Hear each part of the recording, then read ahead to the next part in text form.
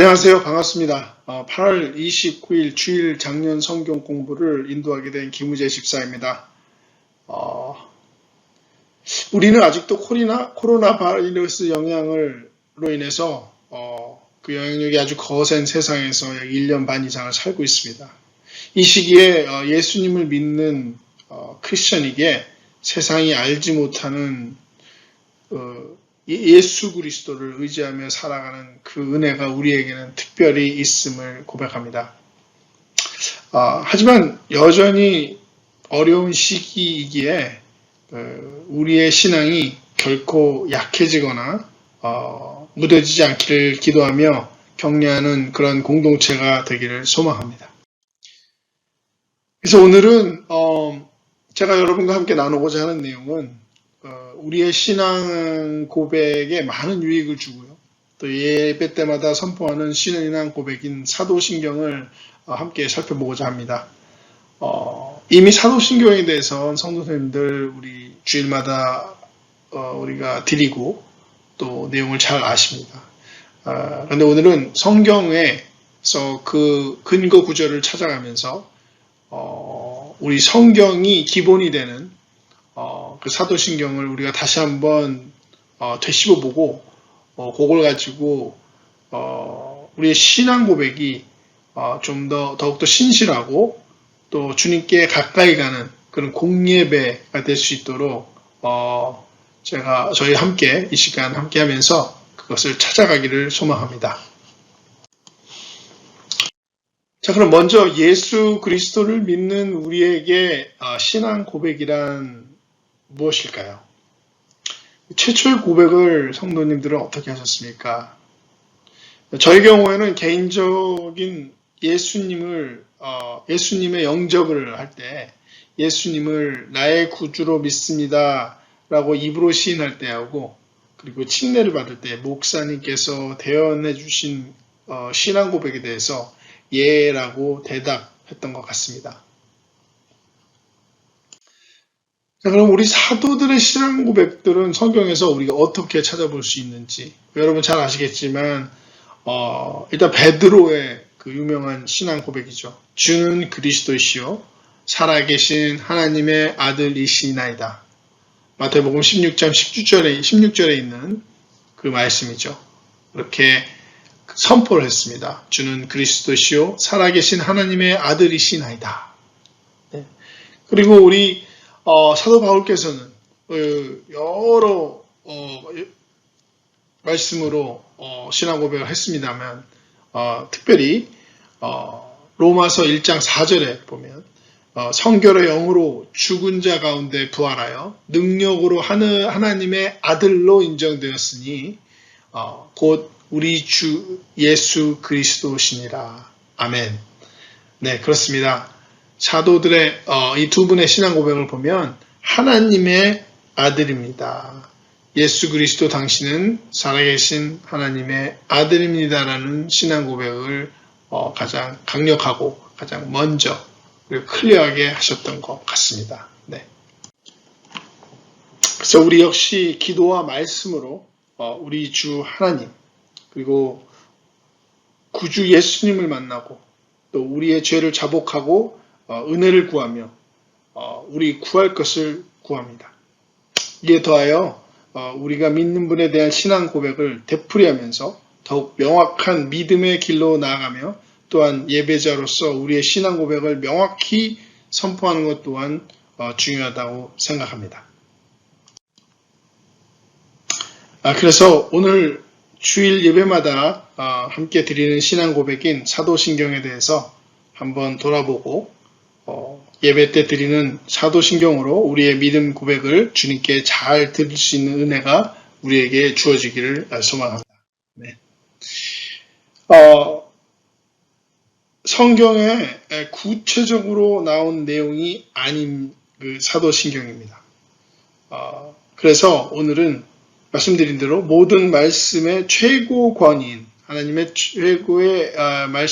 말씀의 최고의 권위인 성경으로 우리가 풀어서 사도신경을 함께 이해해 보고자 합니다. 그래서 책 한 권을 많이 참고를 했는데요. 이윤연 목사님께서 쓰신 성경으로 풀어낸 사도신경이라는 책을 가지고 여러분과 함께 나누도록 하겠습니다. 신앙 고백이란 무엇일까요? 일단 신앙 고백은 그렇죠. 신앙, 즉 믿음을 고백하는 것이죠. 그리고 누구를, 그리고 무엇을 믿는지에 대한 명확한 정체성의 선언이 되는 거고요. 또 하나님께 올려드리는 고백. 그래서 간단히 얘기해 보면 창조자 하나님을 믿으며 하나님 아들의 이신 예수님을 믿으며 그분의 십자가, 부활, 재림을 믿는 믿음을 고백하는 것입니다.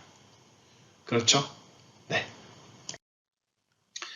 이런 신앙 고백의 목적은 두 가지라고 말씀을 드릴 수 있습니다. 함께 고백한다. 그래서 공예배에서 우리가 한 목소리로 그 믿는 도리를 같은 말로 저희가 고백하게 되는 거죠.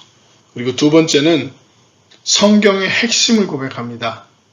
어떻게 보면 요약본이라고 할 수 있죠. 즉 구속사를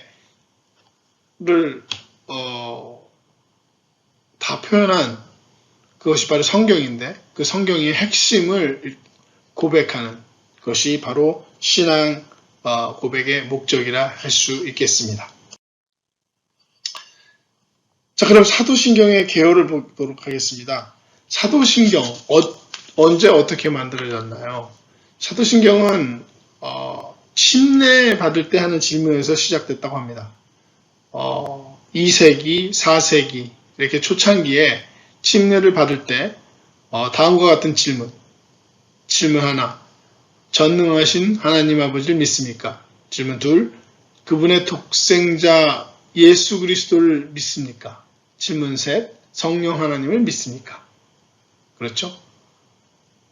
그렇게 우리가 침례받을 때도 같은 질문들을 받고 거기에 대한 대답을 하게 되는 거죠. 그런데 이게 사도신경이라고 해서 사도들이 만든 건 아니었고요. 사도들의 가르침이 잘 담겨져 있다는 그런 의미로 이해하면 좋겠습니다. 그래서 초창기 시절 초대교회에서부터 시작된 여러 가지 그 질문들에 조금씩 살이 붙어서 약 10세기 정도의 그 사도신경의 지금 현재 우리가 같이 암송하고 또 공예배 때 사용하는 사도신경이 시작됐다고 그렇게 알려지고 있습니다. 그래서 이 사도신경의 목적은 이 성도님들의 믿음이 어떤 같은 성경을 읽을지라도 자칫 잘못 이해하고 또 믿음의 고백을 할 수도 있습니다.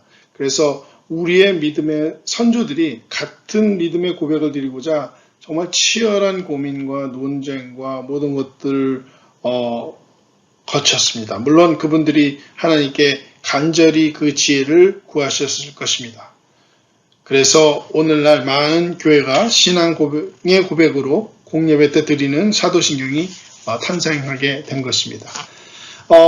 신앙 고백에는 사실 사도신경 외에는 웨스트민스터 신앙 고백, 대교리 문답, 소교리 문답, 하이델베르크 교리 문답 등의 어떤 교리적인 부분의 신앙 고백서들이 많이 있습니다만 교회에서 특히 개혁교회에서 사도신경이 가장 보편적으로 사용되고 있습니다. 사도신경은 성경의 주기도문처럼 직접적으로 나와 있는 고백문은 아니고 사실 그런 것이 아닌 사실 만들어져 있는 교리적으로 만들어진 그런 내용물인 것 또한 사실입니다. 하지만 우리의 신실한 신앙의 고백을 드리기에 간결하면서도 적절한 고백으로 신앙의 선배들이 사용했고 우리는 그 유익을 함께 얻고자 함일 것입니다. 그래서 사도신경의 한 줄 한 줄에 대한 그 성경적 이해로 우리의 고백이 더욱 신실하고 또 진실하게 되기를 소망하면서 이제 사도신경을 하나하나 그 개요부터 찾아보도록 하겠습니다. 사도신경은 우리가 매주 외우고 또 드리는 사도신경은 크게 세 부분으로 나누게 됩니다.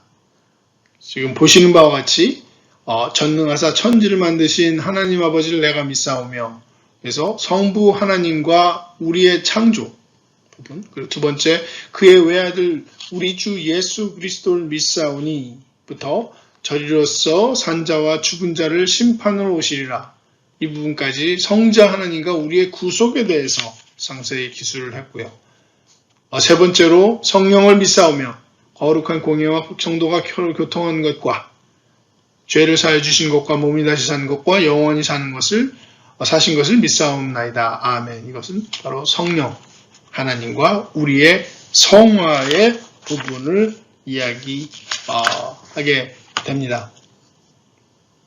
즉 성부, 성자, 성령 이 구조를 가지고 3부로 나누어서 사도신경이 구성되어 있습니다. 즉 무엇이겠습니까? 바로 삼위일체를 얘기하게 되는 거죠. 네. 그래서 삼위일체라는 부분, 그래서 성경에서 가장 많이 사용되는 근거 구절 중에 하나가 바로 마태복음 28장 19절, 그러므로 너희는 가서 모든 민족을 제자로 삼아 아버지와 아들과 성령의 이름으로 침례를 베풀고, 그렇죠? 네, 그래서 사도신경은 3부로 나눠 있는데 성부, 성자, 성령, 즉 삼위일체의 틀을 기본으로 해서 만들어진 그런 신앙 고백문입니다. 자, 그러면 이제부터는 한 줄 한 줄씩 좀 구체적으로 끊어서 성경 구절을 함께 살펴보면서 우리가 보도록 하겠습니다. 자, 사도신경 1부 성부 하나님 파트입니다. 전능하사 천지를 만드신 하나님 아버지를 내가 믿사오며, 그렇죠? 자, 창세기 1장 1절 태초에 하나님이 천지를 창조하시니라. 창세기 1장 26절 하나님이 이르시되 우리의 형상을 따라 우리의 모양대로 우리가 사람을 만들고 그들로 바다의 물고기와 하늘의 새와 가축과 온 땅과 땅에 기는 모든 것을 다스리게 하시고 그 다음에 요한복음 1장 1절에 태초에 말씀이 계시니라. 이 말씀이 하나님과 함께 계셨으니 이 말씀은 곧 하나님이시니라. 네, 이것은 우리의 주인 되신 하나님에 대한 본질적인 믿음의 선포입니다. 그렇죠? 창조자 하나님, 전능하신 하나님, 즉 본질적인 믿음의 선포인 것입니다.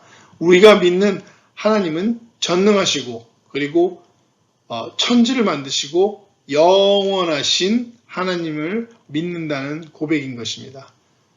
그리고 아버지라고 선포합니다. 아버지. 그렇죠? 주기도문 역시 하늘에 계신 우리 아버지라고 선포합니다. 그래서 우리에게는 이런 위대하신 아빠 하나님이 계십니다. 그리고 그렇게 신앙 고백을 할 때 아빠 하나님, 하나님 아버지를 내가 믿습니다. 라고 선포하게 됩니다. 자, 그 다음 2부로 이제 넘어갑니다. 바로 성자 하나님. 바로 이 구속사, 구원에 얘기해서 가장 핵심되는 우리 예수 그리스도 성자 하나님에 대한 부분. 그래서 2부가 상당히 내용이 상대적으로 좀 더 많죠. 자, 먼저 처음을 살펴보면 그의 외아들 우리 주 예수 그리스도를 믿사오니. 자, 그의 외아들 우리 주 예수 그리스도를 믿사오니. 마태복음을 보겠습니다. 마태복음 3장 16절 17절 하늘로부터 소리가 있어 말씀하시되 이는 사랑하는 내 아들이요 내 기뻐하는 자다. 그렇습니다. 사랑하는 내 아들이요 라고 분명히 말씀을 하십니다. 그리고 마태복음 17장 5절에 보면 구름 속에서 소리가 나서 가로되 내 사랑하는 아들이요 내 기뻐하는 자니 너희는 저의 말을 들으라. 변화산에서 예수님께서 모습이 변하실 때 구름 속에서 나타났던 그런 소리가 가로되 이는 내 사랑하는 아들이요. 그렇습니다. 하나님께서 직접 내 사랑하는 아들이요 라고 했습니다. 그래서 우리는 신앙 고백으로 하나님의 아들인 예수 그리스도를 우리가 믿습니다라고 선포하게 되는 겁니다. 그리고 그래서 하나님의 아들이신 예수님이시기에 그에 대한 권세가 있습니다. 요한복음 1장 12절을 보면 영접하는 자 곧 그 이름을 믿는 자들에게는 하나님의 자녀가 되는 권세를 주셨으니 네 그렇습니다. 예수 그리스도를 믿는 그 이름을 믿는 자들에게 하나님의 자녀가 되는 권세를 주셨습니다. 이는 다른 어떤 이름은 주신 적이 없고 또 어떤 행위로도 구원에 이르지 않았음을 믿는 믿음의 선포인 것입니다. 좀 더 살펴보겠습니다. 히브리서 4장 14절 우리에게 큰 대제사장이 계시니 승천하시니 곧 하나님의 아들 예수시라. 아멘. 바로 하나님의 아들 예수 그리스도께서 우리에게 대제사장이 되신다는 겁니다. 그래서 대제사장으로서 하신 일은 먼저 십자가에서 무슨 일을 하셨죠? 아시죠? 예. 그리스도께서 대제사장으로 오사 염소와 송아지의 피로 하지 아니하시고 오직 자기의 피로 영원한 속죄를 이루사 단번에 성소에 들어가셨느니라. 그렇습니다. 대제사장으로 오신 예수 그리스도께서 자신의 피로 직접 영원한 속죄를 이루셨습니다. 아멘. 그리고 하나님 우편에서 그렇죠? 로마서 8장 34절에 보면 다시 살아나시는 예수 그리스도니 그는 하나님 우편에 계신 자와 우리를 위하여 간구하시는 자다. 아멘. 우리를 위하여 간구하시는 분이십니다. 그래서 우리는 우리 주 예수 그리스도라고 선포하는 것입니다. 그래서 그의 외아들, 대제사장으로 오신 우리 예수 그리스도, 하나님의 아들이신 그분을 바로 믿는 것입니다. 아멘. 그 다음 파트를 보면 그는 성령으로 잉태하시고 동정녀 마리아에게 나시고 자, 예수님은 왜 사람으로 태어나셔야 했을까요? 그리고 여기 사도신경에 있는 것처럼 성령으로 잉태하시고 왜 성령으로 잉태하시고 동정녀 마리아에게 낳으셔야 했나요? 네, 아시겠습니다만 다시 한번 정리하면 문제의 핵심은 사람으로 태어나셔야 했고 성령으로 잉태하시고 동정녀 마리아에게 낳으셔야 했던 그 문제의 핵심은 바로 로마서 26장의 죄의 삭은 사망이기 때문입니다. 우선은 죄의 삭을 지불해야 됩니다. 그리고 그 사망을 이겨야 합니다. 하지만 하나님께서는 죽음이 없으십니다. 그리고 사람에게는 죽음을 이길 수 있는 권세가 없습니다. 그렇죠? 즉 하나님께서 인간의 몸으로 오셔야 했고 또 그분은 죄의 삭을 지불하시고자 죽으셔야 했던 것입니다. 그런데 죄로부터 완전히 단절된 몸이어야만 죄의 삭을 지불하실 수 있었던 것입니다. 그렇죠? 즉 빌립보서 2장 6절 말씀을 보면 그는 근본 하나님의 본체시나 하나님과 동등됨을 취할 것으로 여기지 아니하시고 네 그렇습니다. 그분은 근본 하나님의 본체이십니다. 그렇습니다. 하나님의 본체이신 분이 인간의 몸으로 오셔서 죄와 단절된 성령으로 잉태되신 동정녀 마리아에게 낳으신 그분이 바로 죄의 삭을 지불하실 수 있었기 때문에 자신을 낮추시고 죽기까지 복종하셔서 십자가에 죽으시게 된 것입니다. 자, 다음 파트를 보면 본디오 빌라도에게 고난을 받으사 십자가에 못 박혀 죽으시고 예수님께서 받으신 고난은 이유가 있으셨습니다. 여기서 핵심 이제 고난에 대해서 말씀을 드립니다.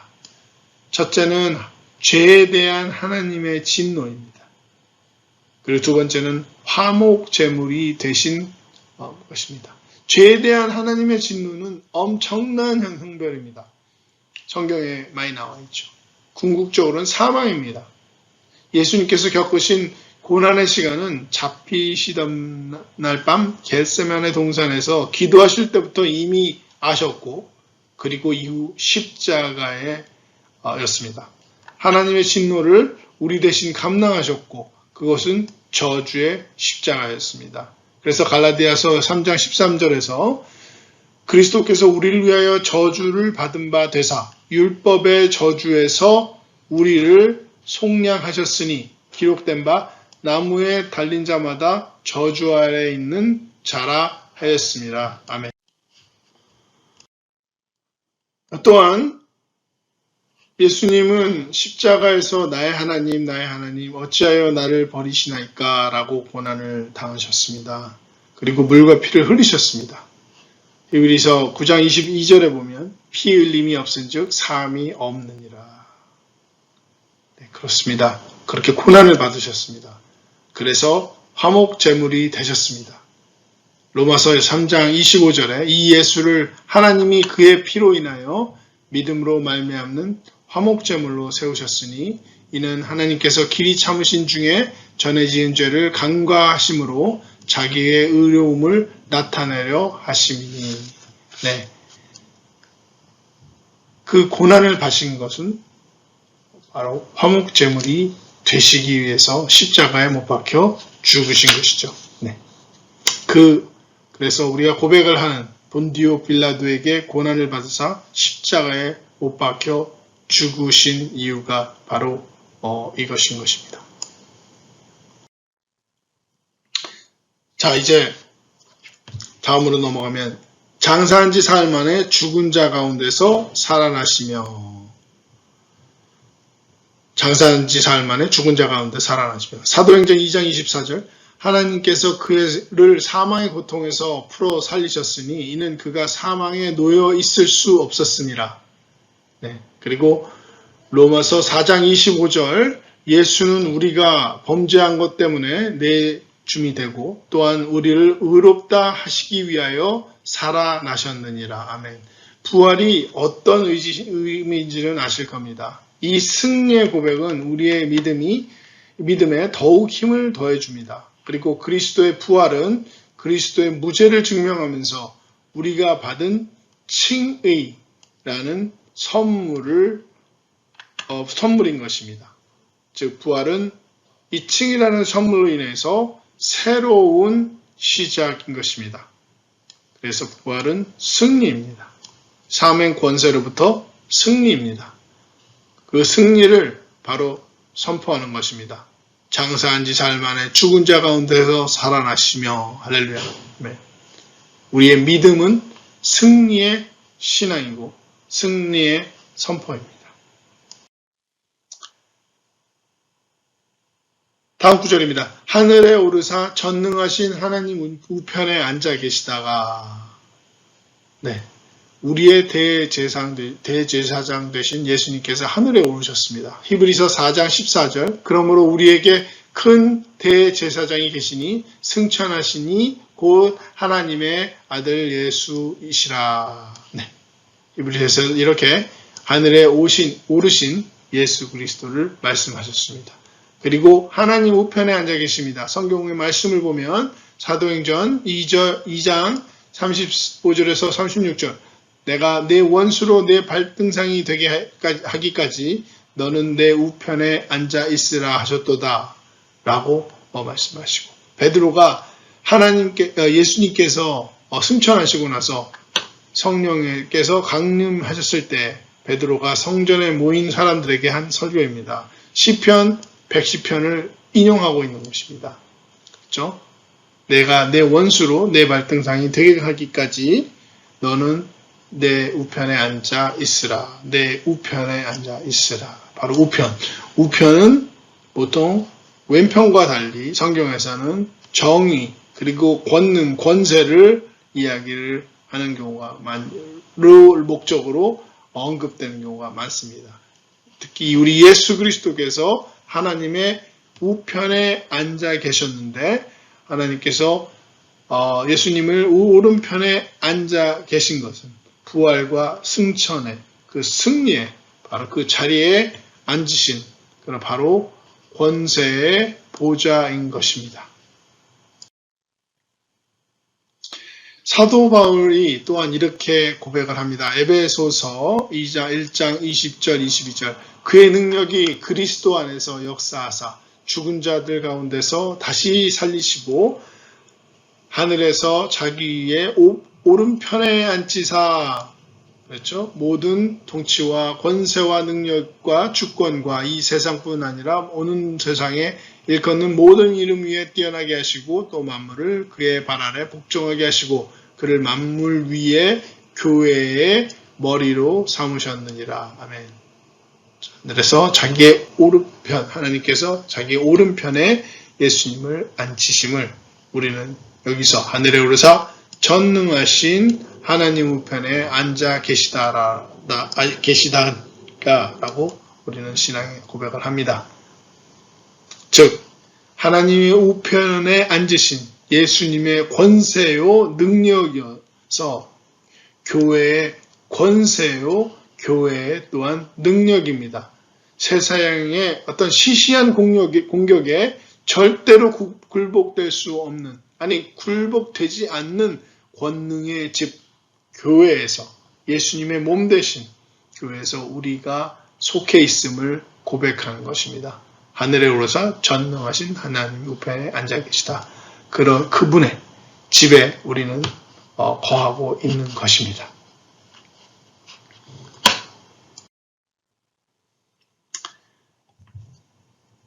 그래서 그 우편에서 우리를 간구하고 계시는 것입니다. 로마서 8장 33절에서 34절 말씀. 다시 살아나신 이는 그리스도이시니 그는 하나님 우편에 계신 자요 우리를 위하여 간구하시는 자시니라. 하나님 우편에 앉아 계셔서 우리를 위하여 간구하십니다. 히브리서 7장 25절 그러므로 자기를 힘입어 하나님께 나아가는 자들을 온전히 구원하실 수 있으니 이는 그가 항상 살아계셔서 그들을 위하여 간구하십니다. 우리를 위한 중보자이시는 것입니다. 자, 다음 구절입니다. 저리로서 산자와 죽은 자를 심판하러 오시리라. 예수님께서 다시 오시는 것은 정해진 심판이 있기 때문입니다. 정해진 심판. 히브리서 9장 27절에 보면 한 번 죽는 것은 사람에게 정해진 것이고 그 후에는 심판이 있으리니. 아멘. 즉 이미 예정되어 있습니다. 무엇이요? 심판은 예정되어 있고 예수님이 오실 날은 예정되어 있습니다. 심판의 날에 오시는 예수님은 영광스러운 모습으로 오시고 구름 타고 오십니다. 예수님을 믿는 우리는 이 고백을 예수님을 믿는 우리는 이 고백이 바로 그분을 맞이하는 신부의 기다림을 고백하는 것입니다. 심판하러 오시리라. 우리는 신부입니다. 그분을 맞이하는 신부의 마음으로 기다림을 고백하는 것입니다. 저희로서 산자와 죽은 자를 심판하러 오십니다. 아멘. 주 예수여 어서 오시옵소서. 신부의 마음으로 기다림을 고백하는 것입니다.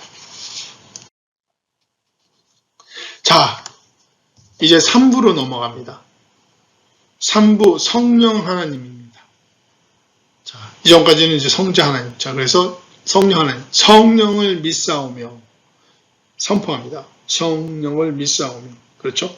로마서 8장 9절 누구든지 그리스도의 영이 없으면 그리스도의 사람이 아니라. 성령은 하나님이십니다. 그렇죠? 성령은 그리스도의 영이십니다. 성령으로 잉태되신 예수님이십니다. 또는 광야에서 마귀와 싸워주셨습니다. 성령님은 예수님의 구원을 우리에게 증거해 주시고 전해 주십니다. 성령의 내적 증거로 인하여 우리는 구원을 증거할 수가 있는 것입니다. 아멘. 그리고 성령님은 우리가 세상에 살아가는 동안 거룩하게 인도하여 주시고 하나님의 자녀답게 살도록 도우십니다. 성령을 믿는다는 고백은 아주 간단하지만 강력합니다. 성령을 믿습니다. 그렇죠? 예수님께서 승천하시기 전 제자들에게 성령으로 권능을 받고 복음 사역을 하라고 하신 만큼 우리의 복음 사역 역시 성령께서 인도하시는 사역이어야 할 것이기에 성령의 권능을 우리가 믿음으로 고백해야 하는 것입니다. 성령을 믿사오며 즉 이 세상에 우리가 살아갈 정말 연약한 우리가 이 세상을 승리하며 살아갈 수 있는 것은 우리의 능도, 우리의 지혜도 아닙니다. 우리가 목사님 설교를 통해서 많이 우리가 전해 들었던 하나님의 말씀, 성령 하나님으로 인하여 우리가 승리합니다라는 것입니다. 우리의 의지나 우리의 결단으로 되는 것이 아니라는 것입니다. 다음 구절입니다. 거룩한 공예와 성도가 서로와 교통하는 것과 성령을 믿음으로 고백하고 이제 거룩한 교회와 성도의 교제를 믿는다는 그런 고백입니다. 즉 거룩한 교회는 세상과 구분된 교회를 말합니다. 거룩이라는 것이 원어적으로 구분된이라는 그런 의미가 있다는 것을 우리가 우리가 배운 적이 많죠. 그래서 세상과 구분된 교회를 말하고 성도 또한 예수 그리스도를 믿는 공동체로 세상과 구별된 사람을 의미하겠죠. 즉 예수님을 닮는 교회여야 하는 것을 선포하는 것입니다. 거룩한 공예. 그렇죠? 에베소서 5장 25절에서 27절 남편들아 아내 사랑하기를 그리스도께서 교회를 사랑하시고 위하여 자신을 주신같이 하라. 아멘. 그렇죠? 그래서 그런 예수님을 닮는 그런 교회함을 우리가 선포하는 것입니다. 또 내가 내게 이르노니 너는 베드로라. 내가 이 반석 위에 내 교회를 세우리니 음부의 권세가 이기지 못하리라. 마태복음 16장 18절 말씀입니다. 교회는 예수 그리스도께서 반석 되신 곳에서 세워지시고 그리스도께서 주인 되십니다. 아멘. 그래서 예수 그리스도의 반석 위에 세워진 교회, 예수 그리스도의 반석 위에 세워진 교회는 반드시 승리함을 말씀하시며 그것을 우리는 거룩한 공예에서 우리는 반드시 거룩한 교회에서 우리는 반드시 승리함을 선포하고 하는 것입니다.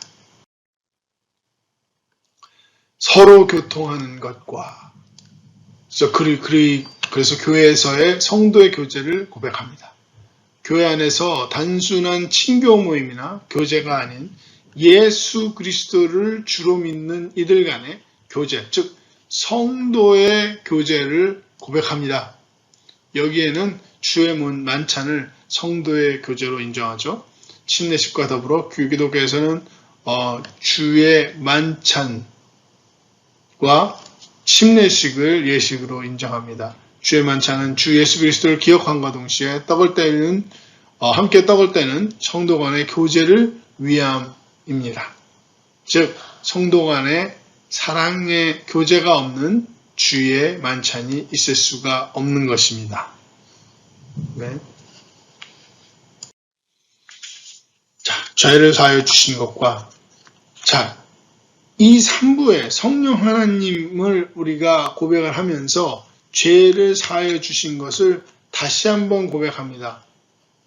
에베소서 1장 7절 말씀 우리는 그리스도 안에서 그의 은혜의 풍성함을 따라 그의 피로 말미암아 속량함 곧 죄사함을 받았느니라. 아멘.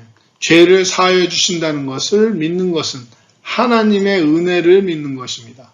넘치는 은혜입니다. 여기에 죄를 사하여 주심을 선포하는 것은 현재 지은 죄 역시 사함을 받고 있다는 것까지 이해한다는 것입니다. 정말 큰 은혜인 것입니다. 그래서 죄를 사하여 주신 것, 성령 하나님과 동행하는 매일매일 삶 속에서 우리는 지금 현재 죄 가운데 여전히 놓여 있는 세상에서 그리고 육체 가운데 있는 가운데서도 우리 성령 하나님으로 인하여 우리가 죄 사함을 받고 계속해서 성화의 과정, 그리고 그 천국에 가는 그 과정까지도 가게 된다는 이것을 선포하는 겁니다. 그래서 그 우리의 복은 시편 기자가 32장 1절, 2절에서 표현한 것 같다고 하겠습니다. 허물에 사함을 받고 자신의 죄가 가려진 자는 복이 있도다. 마음에 간사함이 없고 여호와께 정죄당하지 아니하는 자는 복이 있도다. 아멘. 매주일 사도신경으로 신앙 고백을 할 때 죄를 사하여 주신다는 것을 믿는다는 것을 고백한다는 것은 정말 큰 복이 주어진 것이고 큰 은혜가 주어진 것임을 고백하는 것입니다. 우리에게는 피난처가 있습니다. 그렇죠? 이렇게 선포할 수 있는 피난처, 즉 하나님이 계시고 좀 구체적으로 매일매일 성령 하나님의 도우심이 있으신 것입니다.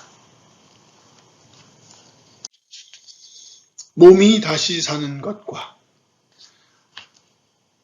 로마서 8장 11절 예수를 죽은 자 가운데 살리신 이의 영이 너희 안에 거하시면 그리스도 예수를 죽은 자 가운데서 살리시니가 너희 안에 거하시는 그의 영으로 말미암아 너희 죽을 몸도 살리시라. 아멘.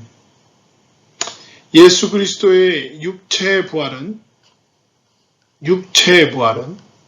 죄 권사에서 이겨내신 승리의 부활이기에 우리에게도 약속된 육신의 부활은 죄로부터 단절된 거룩한 몸으로의 부활을 믿는 것입니다. 그래서 마지막으로 고백하는 것입니다. 몸이 다시 사는 것과, 그렇죠? 즉 육체의 영원한 부활, 죄로부터 완전히 단절된 거룩한 몸으로의 부활을 믿는 것입니다. 아멘. 그래서 이 부활, 영혼의 부활, 완벽한 부활, 육체의 부활을 마지막으로 고백하는 것입니다. 그리고 우리는 이렇게 고백합니다. 영원히 사신 것을 믿사옵나이다. 아멘. 영생은 곧 유일하신 참 하나님과 그의 보내신 자 예수 그리스도를 아는 것입니다. 아멘. 마지막으로 모든 것을 더하여 구원이 이루어지고 천국에 들어가서 영원히 사신 것을 믿사옵나이다. 아멘. 우리 예수님과 그리고 하나님과 영원히 사는 그런 우리 복과 그 길에 우리가 있음을 우리는 감사함으로 고백하는 것입니다.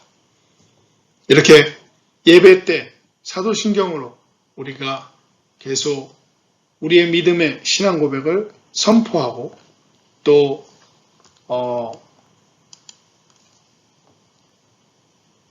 하나님께 드리는 예배, 이게 더욱더 신실한 우리가 예배자로서 조금씩 더 가까이 가고 조금씩 더 하나님께 온전히 드리는, 하나님께서 기뻐하시는 예배자가 되는 것입니다.